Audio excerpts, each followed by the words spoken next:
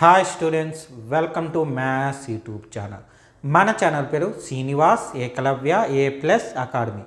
Present మన ఛానల్లో 100 days 100 problems అనే ప్రోగ్రామ్ జరుగుతుంది. ఇది ఎవరి కోసం అంటే త్వరలో 10th క్లాస్ ఎగ్జామ్ రాయబోతున్న స్టూడెంట్స్ కోసం.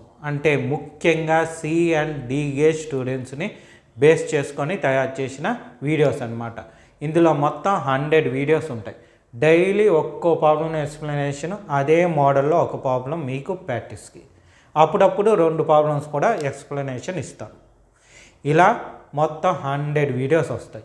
ఈరోజు డే 21, అంటే ఆల్రెడీ 20 days అయిపోయినాయి. ఆ వీడియోస్ మీరు చూడాలనుకుంటే ఈ వీడియోకి రైట్ సైడ్ టాప్లో 100 days 100 ప్రాబ్లమ్స్ అని కనిపిస్తుంది. దాన్ని కానీ క్లిక్ చేస్తే డే 1కి తీసుకొని వెళ్తుంది. డే 1 నుంచి 1 by 1 వీడియోస్ చూడొచ్చు. లేదా ఈ వీడియోకి ఎండింగ్లో డే 20, డే 22 వీడియోస్ మీకు లింక్లో ఉంటాయి. ఆ వీడియోస్ కూడా చూడొచ్చు. ఓకేనా? సో ఈరోజు క్లాస్ స్టార్ట్ చేద్దామా? ఈరోజు డే 21. సో ఈరోజు మోడల్ ప్రాబ్లం చూడండి. ఇది కూడా అర్థమెటిక్ ప్రోగ్రెషన్.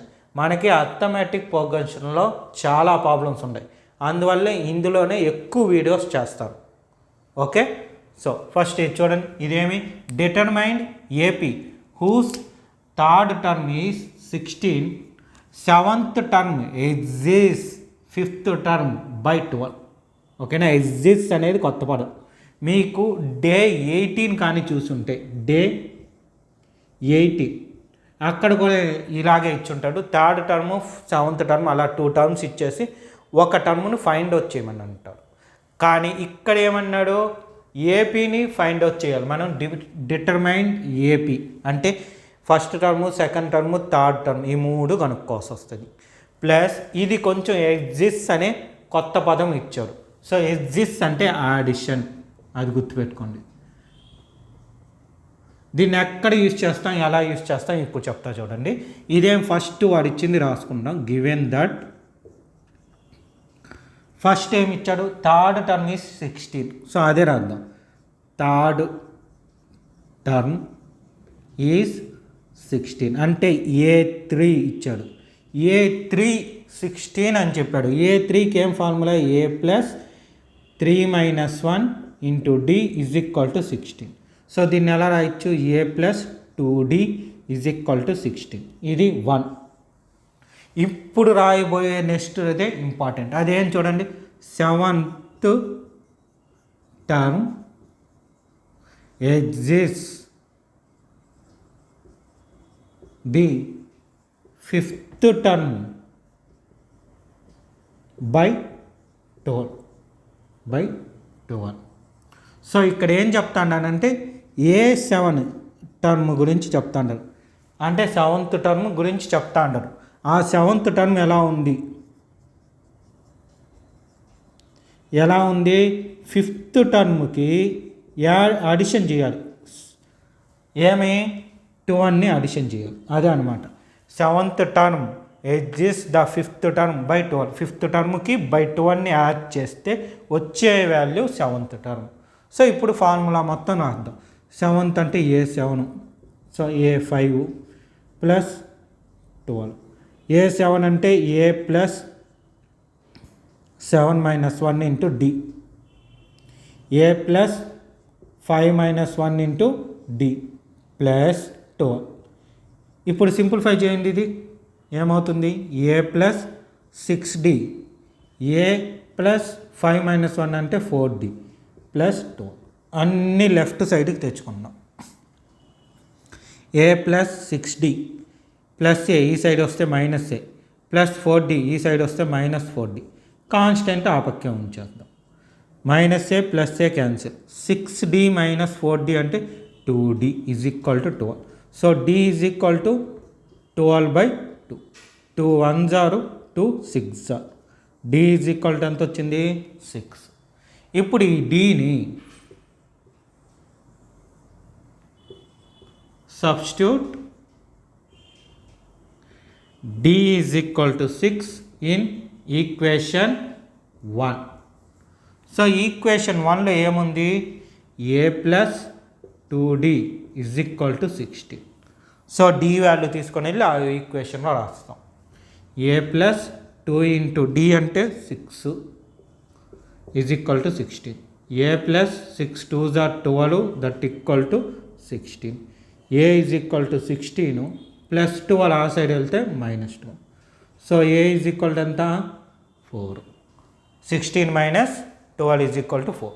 ఇప్పుడు వాడు అడిగింది ఏమి determined AP. Therefore first term కనుక్కుంటాం. ఫస్ట్ టర్మ్ అంటే a1 that equal to a value ఎంత 4. నెక్స్ట్ సెకండ్ టర్మ్ అంటే a2 అంటే ఏమి a ప్లస్ డి. a వచ్చి 4 ప్లస్ డి వచ్చి 6. 4 plus 6 10. Next third term a3 is equal to a plus 2d.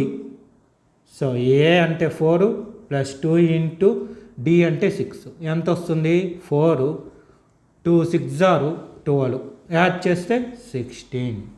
So మనకి determined AP అన్నప్పుడు first 3 terms కనుక్కుంటే సరిపోద్ది.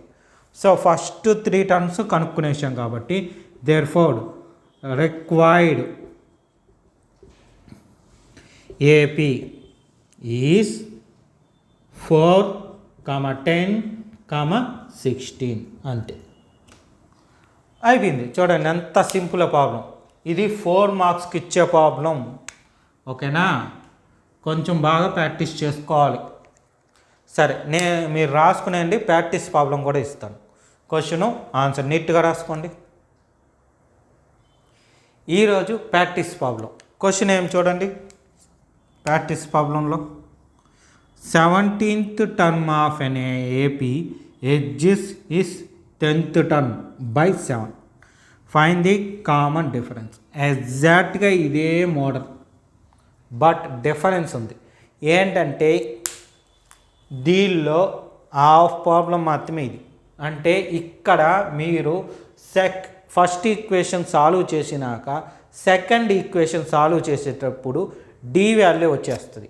అవునా, సో డి వాల్యూ రాగానే అయిపోయింది లెక్క. అంటే దీనిలో ఫస్ట్ ఈక్వేషన్ ఉండదు. ఎందుకంటే చూడండి ఇక్కడ థర్డ్ టర్మ్ ఈ 16 అని చెప్పాడు. అలాంటి టర్మ్ ఏం మెన్షన్ చేయలే. ఇక్కడ ఇచ్చింది 2 అండ్ తర్వాత ఉండేదే. చూడండి 7 బదులు 17th ఇచ్చాడు. ఎడ్జెస్ బదులు ఎడ్జెస్సే ఇచ్చాడు. 5th టర్మ్ బదులు 10th టర్మ్ ఇచ్చాడు. అడిషన్ చేసిన 12 టర్మ్ బదులు 7 టర్మ్ ఇచ్చాడు. సో ఎప్పుడైతే సెకండ్ ఈక్వేషన్ రాయడం స్టార్ట్ చేస్తామో ఈక్వేషన్ 1 తర్వాత నుండి స్టార్ట్ అయితే ఈ ప్రాబ్లం స్టార్ట్ అవుతుంది. అంటే ఎక్కడి దాకా డి కనుక్కునేదానికి. సో ఈ మధ్యలో ఉండేవంతా మధ్యలో గ్యాపే. ఈక్వేషన్ 2 పైన ఉండేది ఉండదు. అంటే ఈక్వేషన్ 1 దాకా రాసిన స్టెప్స్ ఉండవు. డి వాల్యూ వచ్చిన తర్వాత ఈ పక్కన రాసా కదా సబ్స్టిట్యూషన్ అని, అవి కూడా ఉండదు. కావాలంటే ఒకసారి చేసి చూడండి. ఓకేనా, కాకపోతే మీకు ఏదన్నా డౌట్ ఉంటుందని నేను క్వశ్చన్ కొంచెం ఎక్స్ప్లెనేషన్ ఇచ్చింది. లేదు అవసరం లేదు అనేవాళ్ళు ఉంటారు, బట్ తప్పు లేదు. ఎవరికైనా అవసరం అంటే యూస్ అవుతుందనే ఎక్స్ప్లెనేషన్ ఇచ్చా ఈ క్వశ్చన్ ఏ విధంగా ఉంటుందని. సరేనా, సో ప్రాక్టీస్ ప్రాబ్లం రాసుకొని ఒకసారి చేయండి ఈరోజు. సో చూశారు కదా, ఇదే విధంగా డైలీ వీడియోస్ అప్లోడ్ చేయడం జరుగుతుంది. అంటే ఇంకా 79 వీడియోస్ వస్తాయి. ఆ వీడియోస్ అన్నీ మీకు మెసేజ్ రూపంలో రావాలంటే మన ఛానల్ని తప్పకుండా సబ్స్క్రైబ్ చేసుకోండి. అదేవిధంగా నేను చెప్పిన ఈ ప్రాబ్లం మీకు అర్థమై ఉంటే మన వీడియోని లైక్ చేసి మీ ఫ్రెండ్స్ అందరికి కూడా షేర్ చేయండి. Okay, thank you.